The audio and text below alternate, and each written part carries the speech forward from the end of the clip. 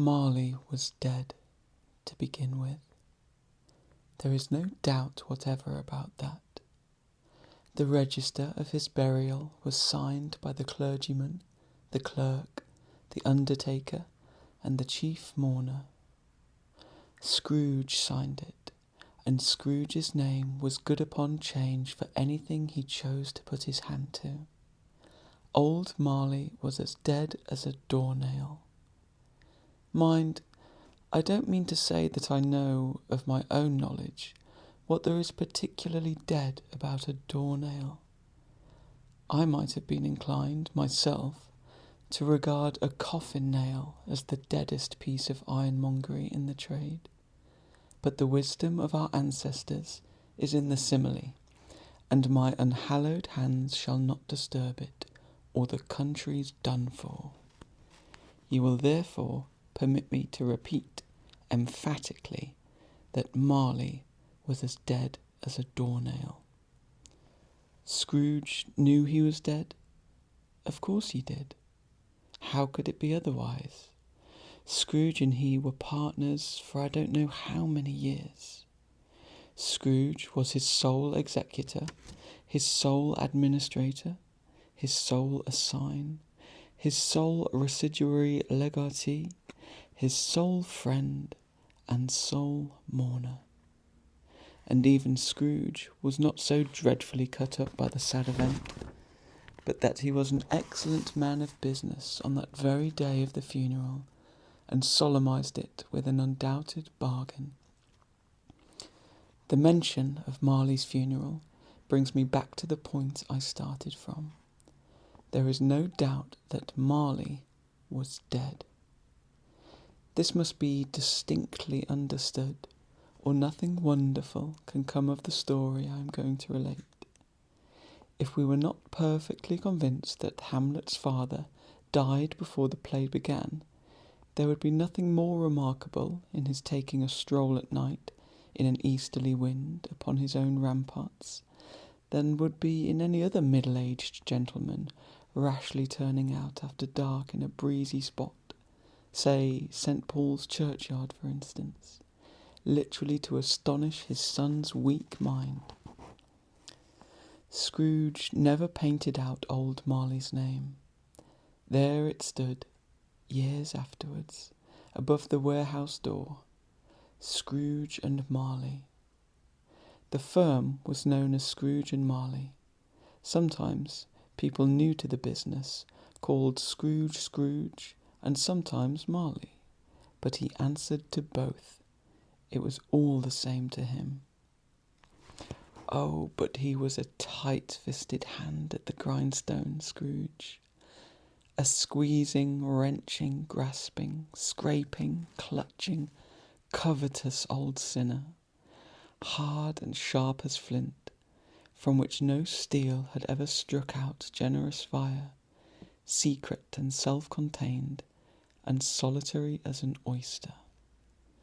The cold within him froze his old features, nipped his pointed nose, shrivelled his cheek, stiffened his gait, made his eyes red, his thin lips blue, and spoke out shrewdly in a grating voice.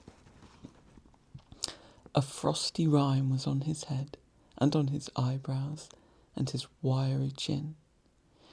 He carried his own low temperature always about with him. He iced his office in the dog days, and didn't thaw it 1 degree at Christmas.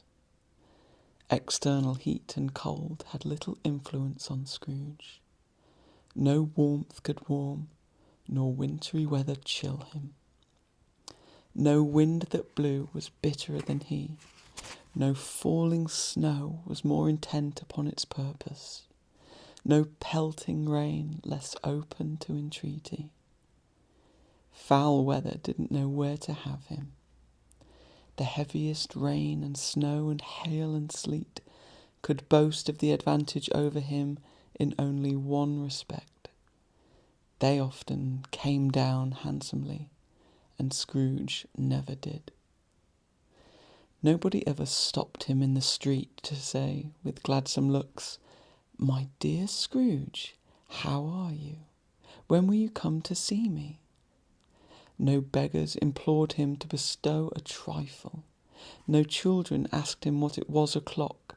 No man or woman ever once in all his life inquired the way to such and such a place of Scrooge. Even the blind men's dogs appeared to know him, and when they saw him coming on, would tug their owners into doorways and up courts, and then would wag their tails as though to say, "No eye at all is better than an evil eye, dark master." But what did Scrooge care? It was the very thing he liked. To edge his way along the crowded paths of life, warning all human sympathy to keep its distance, was what the knowing ones call nuts to Scrooge. Once upon a time, of all the good days in the year, on Christmas Eve, old Scrooge sat busy in his counting house. It was cold, bleak, biting weather, foggy withal, and he could hear the people in the court outside go wheezing up and down, beating their hands upon their breasts and stamping their feet upon the pavement stones to warm them. The city clocks had only just gone 3, but it was quite dark already. It had not been light all day, and candles were flaring in the windows of the neighbouring offices like ruddy smears upon the palpable brown air. The fog came pouring in at every chink and keyhole, and was so dense without that although the court was of the narrowest, the houses opposite were mere phantoms. To see the dingy cloud come drooping down, obscuring everything, one might have thought that nature lived hard by and was brewing on a large scale. The door of Scrooge's counting house was open, that he might keep his eye upon his clerk, who in a dismal little cell beyond, a sort of tank, was copying letters. Scrooge had a very small fire, but the clerk's fire was so very much smaller that it looked like one coal. But he couldn't replenish it, for Scrooge kept the coal box in his own room, and so surely as the clerk came in with the shovel, the master predicted that it would be necessary for them to part. Wherefore the clerk put on his white comforter and tried to warm himself at the candle, in which effort, not being a man of strong imagination, he failed. "A Merry Christmas, Uncle! God save you!" cried a cheerful voice. It was the voice of Scrooge's nephew, who came upon him so quickly that this was the first intimation he had of his approach. "Bah!" said Scrooge. "Humbug!" He had so heated himself with rapid walking in the fog and frost, this nephew of Scrooge's, that he was all in a glow. His face was ruddy and handsome, his eyes sparkled, and his breath smoked again. "Christmas a humbug, Uncle?" said Scrooge's nephew. "You don't mean that, I am sure." "I do," said Scrooge. "Merry Christmas! What right have you to be merry? What reason have you to be merry? You're poor enough." "Come then," returned the nephew gaily. "What right have you to be dismal? What reason have you to be morose? You're rich enough." Scrooge, having no better answer ready on the spur of the moment, said "Bah!" again, and followed it up with "Humbug!" "Don't be cross, Uncle," said the nephew. "What else can I be," returned the uncle, "when I live in such a world of fools as this? Merry Christmas! Out upon Merry Christmas! What's Christmas time to you but a time for paying bills without money? A time for finding yourself a year older and not an hour richer? A time for balancing your books and having every item in 'em through round a dozen months presented dead against you? if I could work my will," said Scrooge. "Every idiot who goes about with Merry Christmas on his lips should be boiled with his own pudding and buried with a stake of holly through his heart. He should." "Uncle!" pleaded the nephew. "Nephew," returned the uncle sternly, "keep Christmas in your own way, and let me keep it in mine." "Keep it?" repeated Scrooge's nephew. "But you don't keep it." "Let me leave it alone, then," said Scrooge. "Much good it may do you, much good it has ever done you." "There are many things from which I might have derived good, by which I have not profited, I dare say," returned the nephew. "Christmas among the rest.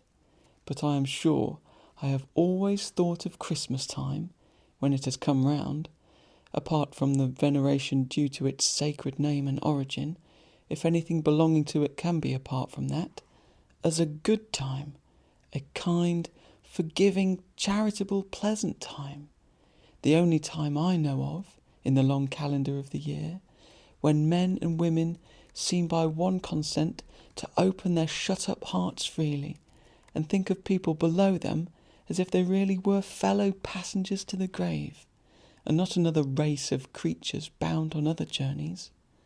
And therefore, uncle, though it has never put a scrap of gold or silver in my pocket, I believe that it has done me good, and will do me good, and I say, God bless it." The clerk in the tank involuntarily applauded. Becoming immediately sensible of the impropriety, he poked the fire, and extinguished the last frail spark forever. "Let me hear another round from you," said Scrooge, "and you'll keep your Christmas by losing your situation. You're quite a powerful speaker, sir," he added, turning to his nephew. "I wonder you don't go into Parliament." "Don't be angry, uncle. Come, dine with us tomorrow." Scrooge said that he would see him. Yes, indeed he did. He went the whole length of the expression, and said that he would see them in that extremity first. "But why?" cried Scrooge's nephew. "Why?" "Why did you get married?" said Scrooge. "Because I fell in love." "Because you fell in love?" growled Scrooge, as if that were the only one thing in the world more ridiculous than a Merry Christmas. "Good afternoon." "Nay, uncle, but you never came to see me before that happened. Why give it as a reason now for not coming?" "Good afternoon," said Scrooge. "I want nothing from you. I ask nothing of you. Why cannot we be friends?" "Good afternoon," said Scrooge. "I am sorry, with all my heart, to find you so resolute.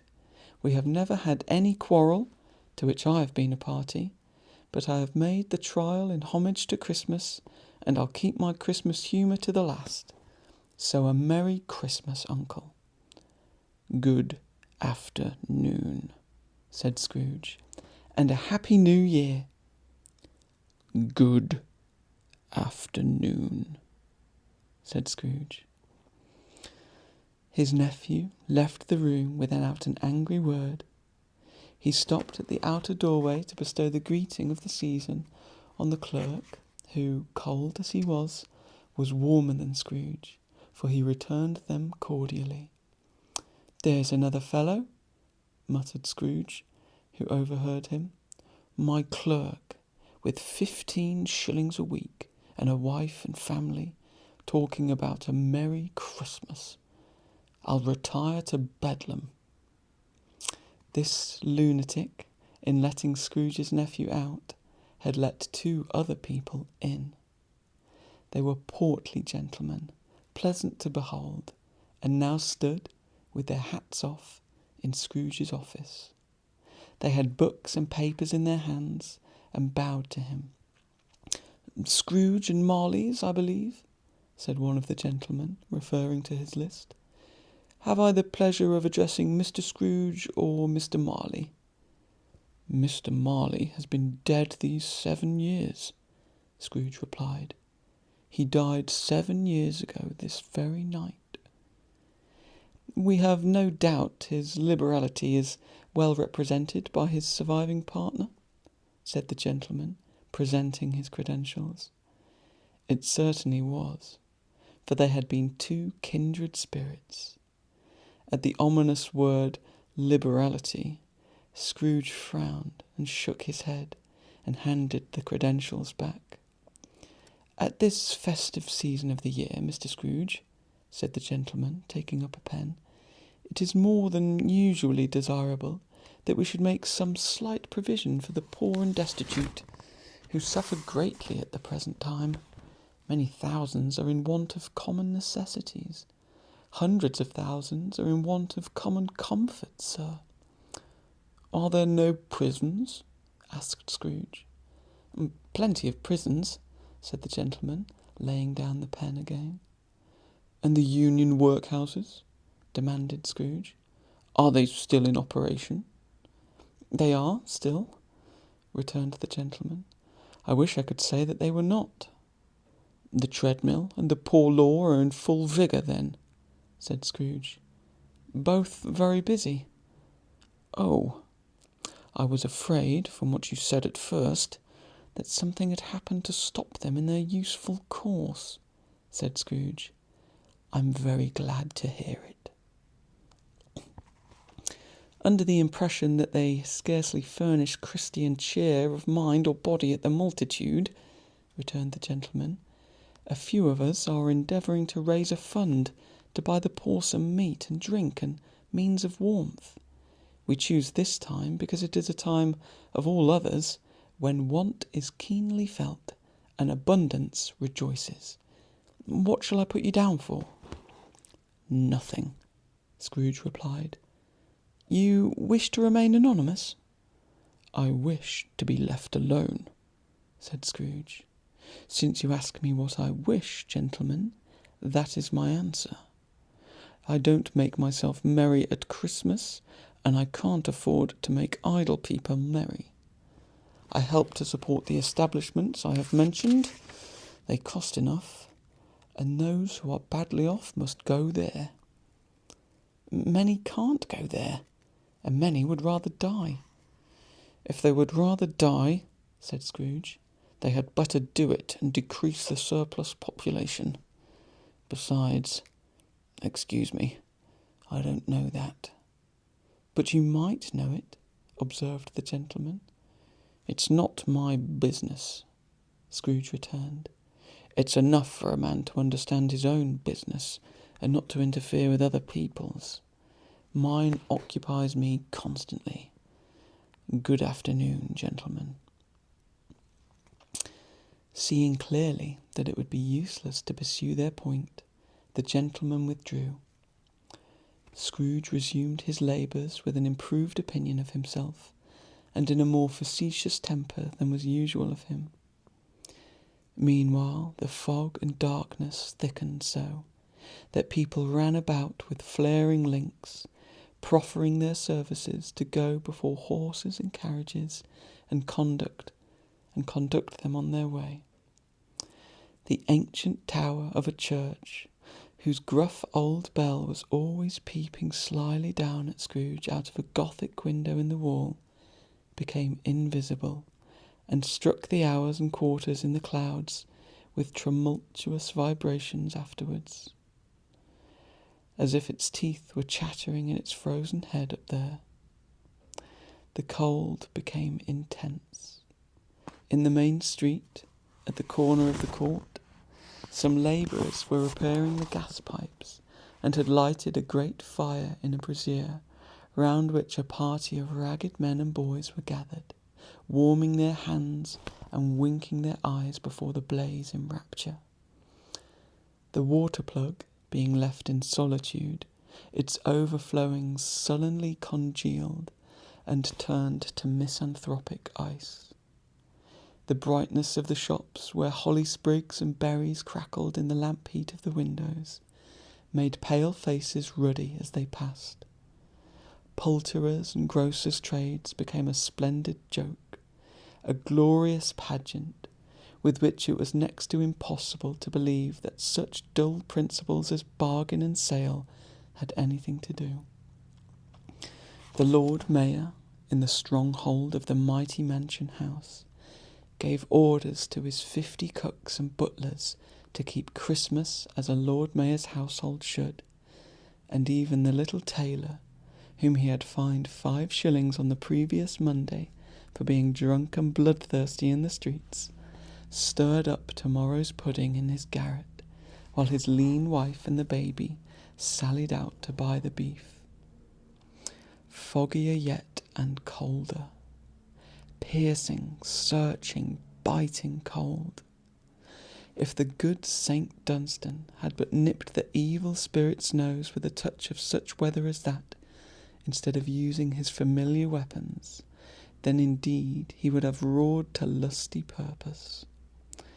The owner of one scant young nose, gnawed and mumbled by the hungry cold as bones are gnawed by dogs, stooped down at Scrooge's keyhole to regale him with a Christmas carol, but at the first sound of "God bless you, merry gentlemen, may nothing you dismay," Scrooge seized the ruler with such energy of action that the singer fled in terror, leaving the keyhole to the fog and even more congenial frost.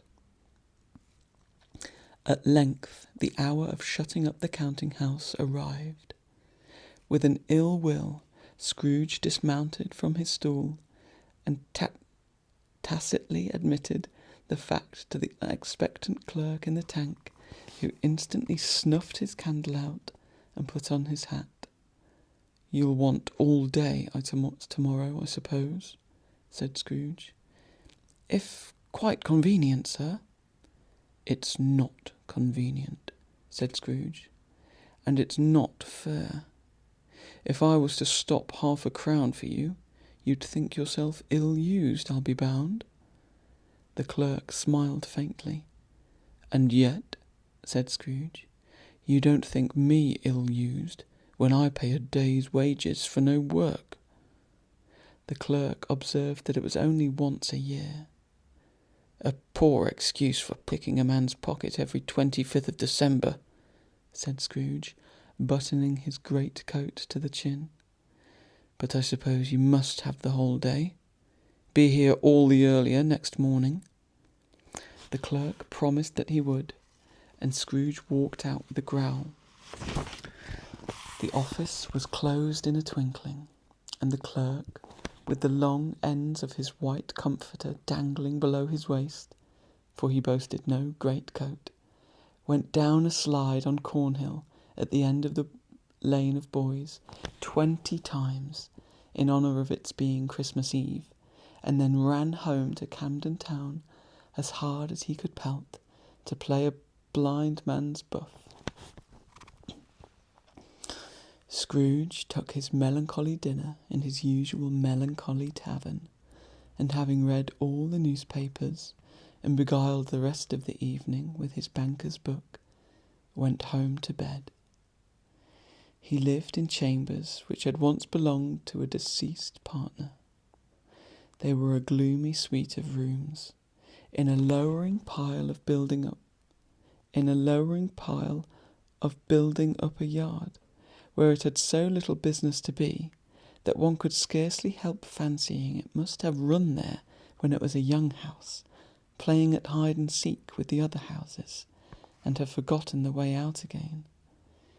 It was old enough now, and dreary enough, for nobody lived in it but Scrooge, the other rooms being all let out as offices.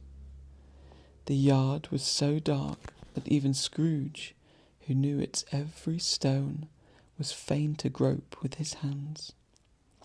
The fog and frost so hung about the black old gateway of the house that it seemed as if the genius of the weather sat in mournful meditation on the threshold. Now, It is a fact that there was nothing at all particular about the knocker on the door, except that it was very large. It is also a fact that Scrooge had seen it night and morning during his whole residence in that place. Also, that Scrooge had as little of what is called fancy about him as any man in the city of London, even including, which is a bold word, the corporation alderman and livery. Let it also be borne in mind that Scrooge had not bestowed one thought on Marley since his last mention of his 7 years dead partner that afternoon. And then let any man explain to me, if he can, how it happened that Scrooge, having his key in the lock of the door, saw in the knocker, without its undergoing any immediate process of change, not a knocker, but Marley's face. Marley's face. It was not in impenetrable shadow, as the other objects in the yard were, but had a dismal light about it, like a bad lobster in a dark cellar. It was not angry or ferocious, but looked at Scrooge as Marley used to look, with ghostly spectacles turned up onto its ghostly forehead. The hair was curiously stirred, as if by breath or hot air, and though the eyes were wide open, they were perfectly motionless. That, and its livid colour, made it horrible. But its horror seemed to be in spite of the face and beyond its control, rather than a part of its own expression. As Scrooge looked fixedly at this phenomenon, it was a knocker again. To say that he was not startled, or that his blood was not conscious of a terrible sensation to which it had been a stranger from infancy, would be untrue. He put his hand upon the key he had relinquished, turned it sturdily, walked in, and lighted his candle. He did pause with a moment's irresolution before he shut the door, and he did look cautiously behind it first, as if he half expected to be terrified with the sight of Marley's pigtail sticking out into the hall. But there was nothing on the backside of the door, except the screws and nuts that held the knocker on. So he said, "Pooh, pooh," and closed it with a bang. The sound resounded through the house like thunder. Every room above, and every cask in the wine merchant's cellar below, appeared to have a separate peal of echoes of its own. Scrooge was not a man to be frightened by echoes. He fastened the door, walked across the hall, and up the stairs, slowly too, trimming his candle as he went. You may talk vaguely about driving a coach and six up a good flight of stairs, or through a bad young Act of Parliament, but I mean to say you might have got a hearse up that staircase, and taken it broadwise, with the splinter bar towards the wall and the door towards the balustrades, and done it easy. There was plenty of width for that, and room to spare, which is perhaps the reason why Scrooge thought he saw a locomotive hearse going on before him in the gloom.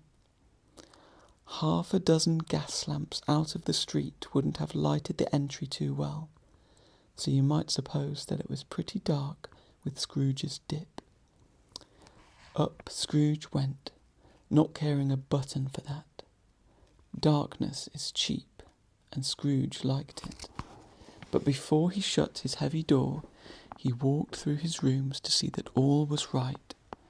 He had just enough recollection of the face to desire to do that. Sitting room, bedroom, lumber room, all as they should be. Nobody under the table, nobody under the sofa. A small fire in the grate, spoon and basin ready, and the little saucepan of gruel, Scrooge had a cold in his head upon the hob. Nobody under the bed, nobody in the closet, nobody in his dressing gown, which was hanging up in a suspicious attitude against the wall. Lumber room as usual. Old fire guard, old shoes, 2 fish baskets, washing stand on 3 legs, and a poker. Quite satisfied, he closed his door and locked himself in. Double locked himself in, which was not his custom. Thus secured against surprise, he took off his cravat, put on his dressing gown and slippers and his nightcap, and sat down before the fire to take his gruel.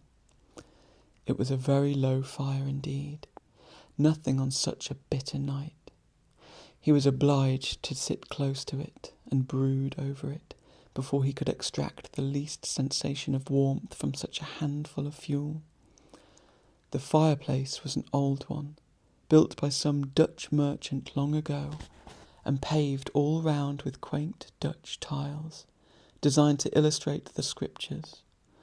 There were Cains and Abels, Pharaoh's daughters, queens of Sheba, angelic messengers descending through the air on clouds like feather beds, Abrahams, Balthazars, apostles putting off to sea in butter boats, hundreds of figures to attract his thoughts, and yet that face of Marley, 7 years dead, came like the ancient prophet's rod and swallowed up the whole. If each smooth tile had been a blank at first, with power to shape some picture on its surface from the disjointed fragments of his thoughts, there would have been a copy of old Marley's head on every one. "Humbug," said Scrooge, and walked across the room. After several turns, he sat down again. As he threw his head back in the chair, his glance happened to rest upon a bell, a disused bell that hung in the room, and communicated, for some purpose now forgotten, with a chamber in the highest story of the building. It was with great astonishment, and with a strange, inexplicable dread, that as he looked, he saw this bell begin to swing. It swung so softly in the outset that it scarcely made a sound, but soon it rang out loudly, and so did every bell in the house. This might have lasted half a minute or a minute, but it seemed an hour. The bells ceased as they had begun, together. They were succeeded by a clanking noise deep down below, as if some person were dragging a heavy chain over the casks in the wine merchant's cellar. Scrooge then remembered to have heard that ghosts in haunted houses were described as dragging chains. The cellar door flew open with a booming sound, and then he heard the noise much louder, on the floors below, and then coming up the stairs, then coming straight towards his door. "It's humbug still," said Scrooge. "I won't believe it." His colour changed, though, when, without a pause, it came on through the heavy door and passed into the room before his eyes. Upon its coming in, the dying flame leaped up as though it cried, "I know him, Marley's ghost," and fell again. The same face, the very same. Marley in his pigtail, usual waistcoat, tights and boots, the tassels on the latter bristling like his pigtail, and his coat skirts and the hair upon his head. The chain he drew was clasped about his middle. It was long and wound about him like a tail, and it was made, for Scrooge observed it closely, of cash boxes, keys, padlocks, ledgers, deeds, and heavy purses wrought in steel. His body was transparent, so that Scrooge, observing him, and looking through his waistcoat, could see the 2 buttons on his coat behind. Scrooge had often heard it that Marley had no bowels, but he had never believed it until now.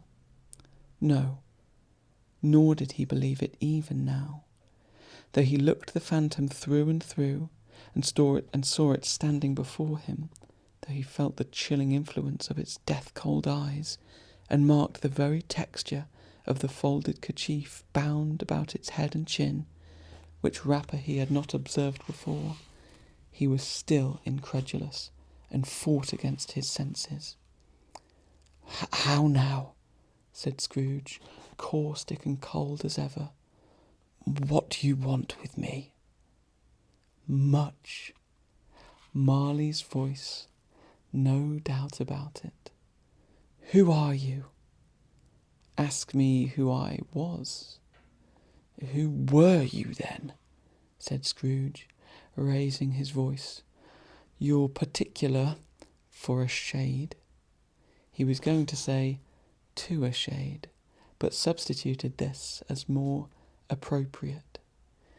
"In life I was your partner, Jacob Marley." Can you sit down?" asked Scrooge, looking doubtfully at him. "I can." "Do it, then." Scrooge asked the question because he didn't know whether a ghost so transparent might find himself in a condition to take a chair, and felt that in the event of it being impossible, it might involve the necessity of an embarrassing explanation. But the ghost sat down on the opposite side of the fireplace, as if he were quite used to it. "You don't believe in me," observed the ghost. "I don't," said Scrooge. "What evidence would you have of my reality, beyond that of your senses?" "I don't know," said Scrooge. "Why do you doubt your senses?" "Because," said Scrooge, "a little thing affects them. A slight disorder of the stomach makes them cheats. You may be an undigested bit of beef, a blot of mustard, a crumb of cheese, a fragment of underdone potato. There's more of gravy than of grave about you, whatever you are." Scrooge was not much in the habit of cracking jokes, nor did he feel, in his heart, by any means waggish then. The truth is that he tried to be smart, as a means of distracting his own attention and keeping down his terror, for the spectre's voice disturbed him to the very marrow of his bones. To sit staring at those fixed, glazed eyes in silence for a moment would play, Scrooge felt, the very deuce with him. There was something very awful, too, in the spectre's being provided with an infernal atmosphere of its own. Scrooge could not feel it himself, but this was clearly the case, for though the ghost sat perfectly motionless, its hair and skirts and tassels were still agitated as by the hot vapour from the oven. "You see this toothpick?" said Scrooge, returning quickly to the charge, for the reason just assigned, and wishing, though it were only for a second, to divert the vision's stony gaze from himself. "I do," replied the ghost. "You are not looking at it," said Scrooge. "But I see it," said the ghost, notwithstanding.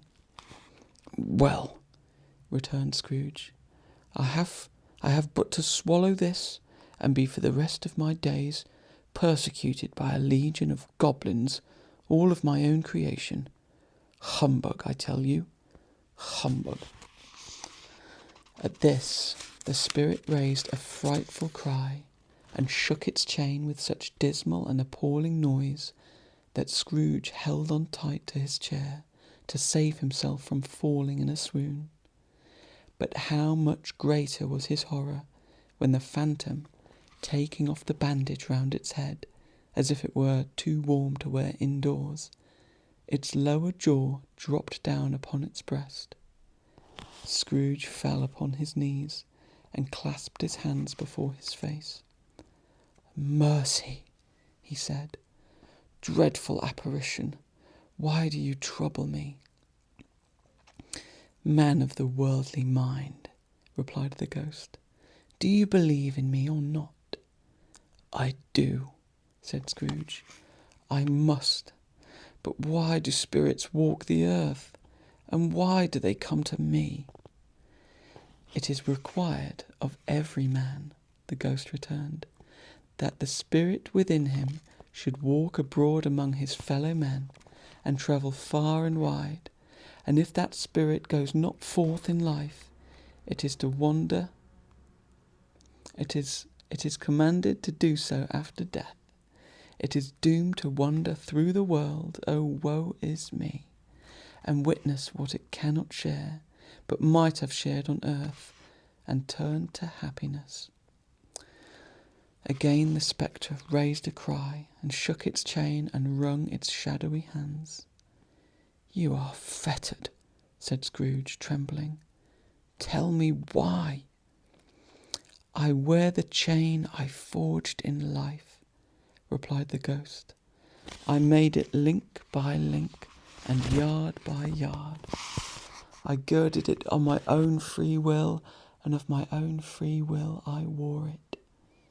Is its pattern strange to you?" Scrooge trembled more and more. "Or would you know," pursued the ghost, "the weight and length of the strong coil you bear yourself? It was full as heavy and as long as this 7 Christmas Eves ago. You have laboured on it since. It is a ponderous chain." Scrooge glanced about him on the floor in the expectation of finding himself surrounded by some 50 or 60 fathoms of iron cable, but he could see nothing. "Jacob," he said imploringly, "old Jacob Marley, tell me more. Speak comfort to me, Jacob." "I have none to give," the ghost replied. "It comes from other regions, Ebenezer Scrooge, and is conveyed by other ministers to other kinds of men. Nor can I tell you what I would. A very little more is all permitted to me. I cannot rest, I cannot stay, I cannot linger anywhere. My spirit never walked beyond our counting-house, mark me. In life my spirit never roved beyond the narrow limits of our money-changing hole, and weary journeys lie before me." It was a habit with Scrooge, whenever he became thoughtful, to put his hands in his breeches pockets. Pondering on what the ghost had said, he did so now, but without lifting up his eyes or getting off his knees. "You must have been very slow about it, Jacob," Scrooge observed, in a business-like manner, though with humility and deference. "Slow?" the ghost repeated. 7 years dead," mused Scrooge, "and travelling all the time." "The whole time," said the ghost. "No rest, no peace, incessant torture of remorse." "You travel fast?" said Scrooge. "On the wings of the wind," replied the ghost. "You might have got over a great quantity of ground in 7 years," said Scrooge. The ghost, on hearing this, set up another cry, and clanked its chain so hideously in the dead silence of the night that the wand would have been justified in indicting it for a nuisance. "Oh, captive bound and double ironed," cried the phantom, "not to know that ages of incessant labour by immortal creatures for this earth must pass into eternity before the good of which it is susceptible is all developed. Not to know that any Christian spirit working kindly in its little sphere, whatever it may be, will find its mortal life too short for its vast means of usefulness. Not to know that no space of regret can make amends for one's life opportunity misused. yet such was I. Oh, such was I. But you were always a good man of business, Jacob, faltered Scrooge, who now began to apply this to himself. Business, cried the ghost, wringing its hands again. Mankind was my business. The common welfare was my business. Charity, mercy, forbearance, and benevolence were all my business. The dealings of my trade were but a drop of water in the comprehensive ocean of my business.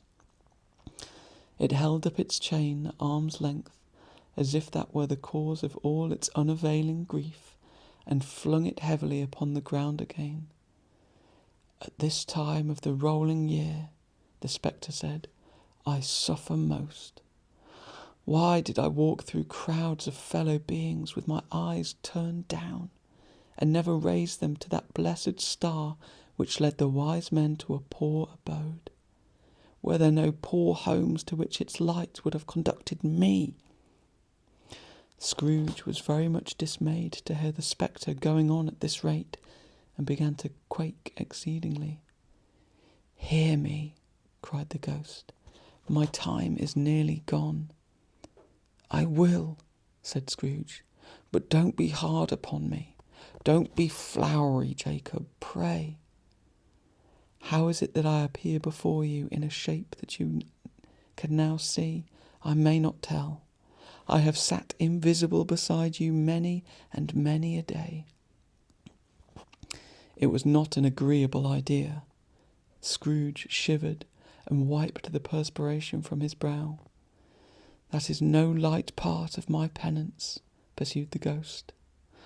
I am here tonight to warn you that you have a chance yet and hope of escaping my fate, a chance and hope of my procuring Ebenezer. You were always a good friend to me, said Scrooge. Thank ye. You will be haunted, resumed the ghost, by 3 spirits. Scrooge's countenance fell almost as low as the ghost's had done. Is that the chance and hope you mentioned, Jacob?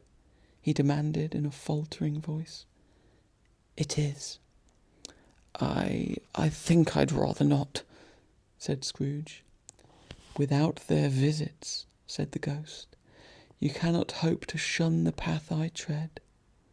Expect the first tomorrow, when the bell tolls 1. Couldn't I take them all at once and have it over, Jacob? Hinted Scrooge. Expect the second on the next night at the same hour. The third upon the next night when the last stroke of 12 has ceased to vibrate. Look to see me no more, and look that, for your own sake, you remember what has passed between us. When it had said these words, the spectre took its wrapper from the table and bound it round its head as before. Scrooge knew this by the smart sound its teeth made when the jaws were brought together by the bandage. He ventured to raise his eyes again and found his supernatural visitor confronting him in an erect attitude, with its chain wound over and about its arm. The apparition walked backwards from him, and at every step it took, the window raised itself a little, so that when the spectre reached it, it was wide open. It beckoned Scrooge to approach, which he did. When they were within 2 paces of each other, Marley's ghost held up its hand, warning him to come no nearer. Scrooge stopped, not so much in obedience as in surprise and fear, for on the raising of the hand he became sensible of confused noises in the air, incoherent sounds of lamentation and regret, wailings inexpressibly sorrowful and self-accusatory. The spectre, after listening for a moment, joined in the mournful dirge, and floated out upon the bleak, dark night. Scrooge followed to the window, desperate in his curiosity, He looked out. The air filled with phantoms, wandering hither and thither in restless haste, and moaning as they went. Every one of them wore chains like Marley's ghost. Some few, they might be guilty governments, were linked together. None were free. Many had been personally known to Scrooge in their lives. He had been quite familiar with one old ghost in a white waistcoat with a monstrous iron safe attached to its ankle, who cried piteously at being unable to assist a wretched woman with an infant who it saw below upon a doorstep. The misery with them all was, clearly, that they sought to interfere for good in human matters, and had lost the power for ever. Whether these creatures faded into mist, or mist enshrouded them, he could not tell. But they and their spirit voices faded together, and the night became as it had been when he walked home. Scrooge closed the window and examined the door by which the ghost had entered. It was double locked, as he had locked it with his own hands, and the bolts were undisturbed. He tried to say humbug, but stopped at the first syllable. And, being from the emotion he had undergone, or the fatigues of the day, or his glimpse of the invisible world, or the dull conversation of the ghost, or the lateness of the hour, much in need of repose, went straight to bed, without undressing, and fell asleep upon the instant.